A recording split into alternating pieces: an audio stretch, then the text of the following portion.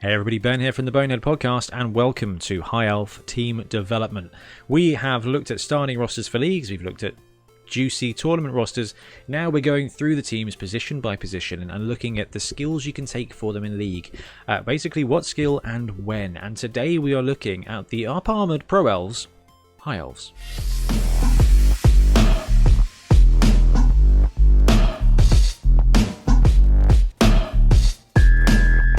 So let's start off with one of the unsung heroes of Blood Bowl. We've got the High Elf Blitzer.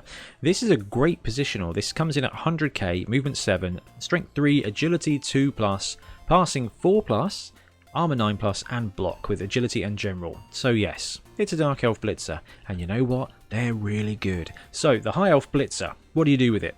You take dodge. You've got a 2+ agility player here. Having dodge on any kind of 2+ agility player makes them very, very slippery. But when they're strength 3 and they have block, it makes them really effective blitzers, and this guy is a blitzer. So having dodge straight off the bat at 6 SPP is going to be massively beneficial for this player. You've got movement 7, edge 2+ with dodge, then you can maneuver around, but you're also strength 3, armor 9 with block. So you can brawl, and you can bash, and you can dash with this guy, basically, is what I'm saying. Second tier skills, then you can really let yourself fly with your design. It depends on your league and it depends on your build with the rest of your team, but most of the time you're going to be able to get to level 3 with your half blitzer quite quickly because they are going to be doing some of the scoring for your team. Tackle, if you're in a dodge heavy environment, is going to mean that movement 7, 2+ dodge, you can get anywhere, and then you are block tackling people down. So you're going to make yourself a really good safety, but also if you manage to break into your enemy's backfield, you're going to be able to cause a bit of carnage. Strip ball is actually not a bad pickup for these guys. With agility 2+, once you've got dodge, it gives you normally a pretty good chance at getting somewhere you shouldn't be going. Think about it. No tackle zones is a 2+ with a reroll. 1 tackle zone is 3+. 2 tackle zones is a 4+ with a reroll. That's a 75% chance of being able to move into 2 tackle zones to punch a dude in the face. 75% chance gives a really good opportunity to turn over the ball, and then when you've got a team of agility 2+ guys, getting that ball out there and being able to score with it, it's going to put you in a really hot spot.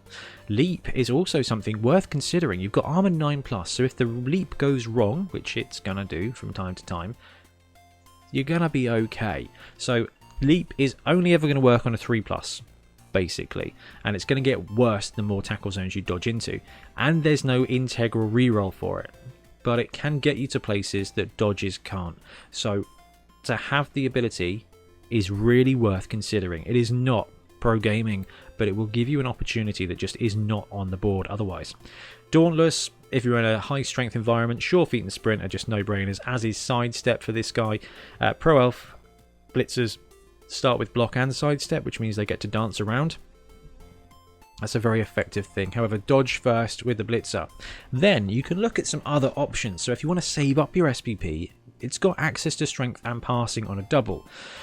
Passing, I couldn't really see anything there with the Blitzer that you're going to want. It gives you the opportunity at leader in a tournament, but we're looking at league here. Nerves of Steel turns it into another kind of catcher. That's definitely worth considering, but I'd rather use my Blitzers as removal, and that's where the strength skills come in. So block, dodge, then mighty blow. You get a little bit of removal. It's also your fastest track, really, to get to guard as well. So I always say this, Blitzers, 2x2. Mighty blow on one, guard on the other, hunt in packs, you can have a great time. Break tackle is also going to be really, really useful. So if you do go for dodge strip ball, for example, saving up and taking break tackle is going to mean that you're going to be dodging once per game on a 1+ instead of a 2+. Then you're dodging into 3 tackle zones on a 4+. It's basically walking into a cage, punching a dude, you've already got strip ball, that ball's coming out, good game. Then we've got the catchers. These are fantastic players as well. Elves have got some really good positionals. Who knew elves were good at Blood Bowl? 0 to 4 catchers, 90,000, movement 8, strength 3, agility 2+, passing 5+, armor 8+. They come with catch, AG on normal and strength on double. So you've got your blitzers. Your blitzers are going to run around punching stuff. Your catchers are movement 8, strength 3. You've got 2 angles to take here. Dodge, obviously, when you've got agility 2+, is going to be really sweet. And because you've got movement 8, even if it costs you 2 squares to dodge backwards and then go round, that's okay, because you've still got the potential of 10 squares total with cheeky stretches. So dodge is going to keep you standing, and it's going to keep you safe, and it's going to keep you maneuverable. Block or wrestle. So if you take one guy, give him wrestle, he can then be your 8 square ball sacker.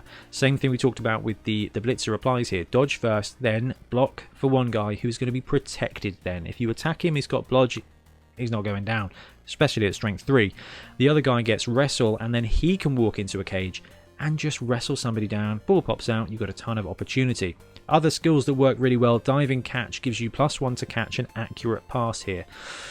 So that means you are 1+ catching an accurate pass. You're going to get accurate passes on this team. It's going to be sweet, and that just basically negates tackle zones. The downside of this player is you do not have any passing access, so you can't sneak Nerves of Steel in here. So diving catch is going to be the best opportunity that you've got. Sidestep, great for movement. Leap, again, if you want to go the wrestle route, maybe dodge, wrestle, leap, and he becomes your ball sacker. Sure feet and sprint are just going to allow you to stretch the playing field. On strength, break tackle, again, it's going to be your 1+ dodging into places, and you can also save up and take guard with your catchers to assist your blitzers instead. With both these players, with the catchers and with the blitzers, get your dodge in, and then you can seriously contemplate saving up for a stat up. Maybe with the catchers you want to go dodge, then block, then you save up for a stat, because movement 9, strength 3 is going to be sweet, and movement 8, agility 1+ is going to be real sweet, because then you can really start to do some damage. I quite like that. It would also keep your TV low as well. Ton of great skills on the catchers. You can risk a random agility, but there's a lot there, I wouldn't bother. And for 3 SPP to save up to pick the one you want normally, 3 SPP on the first one, 4 SPP on the second skill. Just wait for that extra touchdown, that extra little bit to get you to the point where you can pick exactly how good you want this guy to be. So High Elves are supposed to be the throwing team. They get that in the way of their Blitzers having a 4+ passing ability, their Lineman having 4+ passing ability, and their Throwers having a 2+ passing ability. So these Throwers are 100k. They are the most expensive thrower in the game. Movement 6, Strength 3, Agility 2+, Elves. Passing 2+, Armor 9+, so they're actually well protected for a thrower. Cloudburster, pass and safe pass with AGP on normals. So these guys already come with Cloudburster, which means you can't interfere with a long or long bomb pass, and safe pass, which means something else entirely. Can't remember what that means, but it basically stops you from being intercepted too much. Safe pass, here we go. Should this player fumble a pass action, the ball is not dropped, does not bounce from the square, and no turnover is caused. Instead, this player keeps the ball and the action stops. And Cloudburster, you may choose to make your opposing coach reroll a successful attempt to interfere with the pass at long and long bombs. So, incentivizes you to throw deep. You've got passing 2+. Let's see how we can optimize that. So there's kind of 2 routes to go with the elf thrower here. Block, dodge, leader will enable your team and will give you kind of an extra blitzer and an extra really high caliber player. If you want to go throwing, if you want to throw things for the lols, here we go. Accurate is going to give you 1+, 2+ for quick and short passes. Cannoneer is going to give you 2+, 3+, 3+, 4+. With pass, that means your long bombs are also succeeding on 4+ with a reroll. 75% of the time it works every time. So you've got some cool stuff there. With one skill with Cannoneer, you can just deep bomb that ball 3+ with a reroll, 4+ with a reroll. It's going to be great fun. It is definitely subpar play. I think the right thing to do here is probably take dodge. It keeps your guy agile. You've already got passing 2+ with pass, so what you want to do is keep that thrower agile enough in the backfield to be able to maneuver around, get the ball at the beginning of a drive. You've got a reasonable chance at a 2+ with a reroll to get it to someone you want to give it to. On defense, if you turn over that ball, that thrower being able to edge 2+ in and pick up the ball is going to give you in a good spot to potentially, again, quick pass it off. And that's going to really capitalize on when your opponent drops the ball. Nerves of Steel is going to help you get in the mix and still make a pass. And Sure Hands is not a bad skill here. But you've already got Agility 2+, so Sure Hands isn't quite as necessary because you should be failing less often and you should be able to use team rerolls. I think I prefer Leader over Sure Hands. It enables your entire team.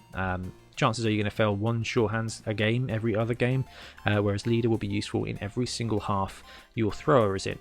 Break Tackle is always useful on double to get you get your guy dodging around at a 1+. Now, stat up for an elf thrower could be interesting. So movement 7 is going to be good, agility 1+ is going to be good, passing 1+ is going to be real good, and strength is something you don't want to take because you shouldn't be brawling with it.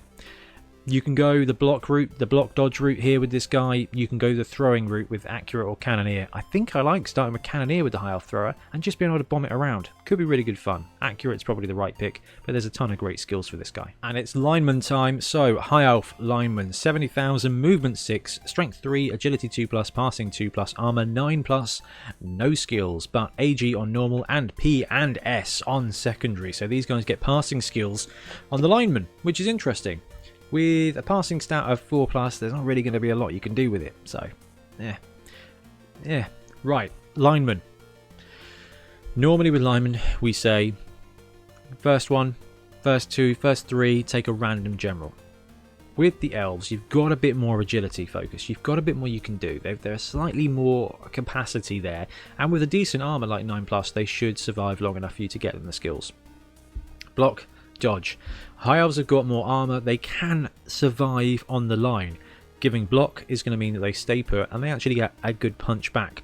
Dodge, if you want to elf screen and dodge back off the line and just seed that first few squares off the line of scrimmage, 2+ dodge is going to be useful for you to survive that, but also later in the game if you need to drop it off to a high elf lineman who's movement 6, agility 2+ with dodge, it's going to be able to get to where he wants to go. It's going to be risky. Tackle, kick, sidestep. Kick is going to be sweet on this team because you will have the movement and the agility to capitalise on a split team with a deep kick or a close kick. You may even be able to swoop in, get the right blitz with a cheeky dodge, pop the ball out, and then you are on the offense. These linemen are decent, and you can also just save forever and start spamming guard and other strength skills, even passing skills. I don't know how these linemen are going to pan out. I imagine they're going to go on the line and they're probably just going to die the same way every lineman ever dies. But actually, if you save up and start getting a few with block, it's going to help your survivability.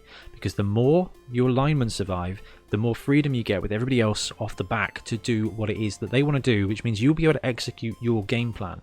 I really like block on the half lineman. I think any armor 9+ player, strength 3 and block, is going to do a great job. I would probably just rush to block and then just save SPP. Keep your TV low. Maybe risk a stat up.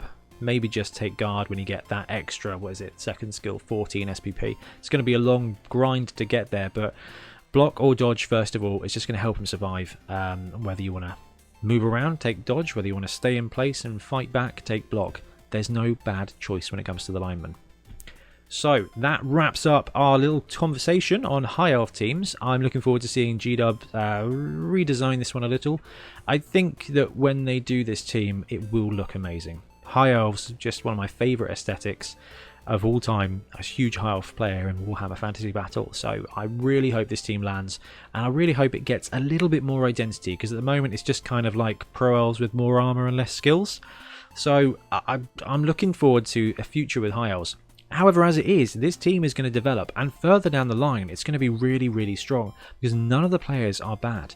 They're just not quite as exciting as some of the other teams. They're kind of like a strange middle ground team. But you can win games with these guys, and you can do it quite convincingly.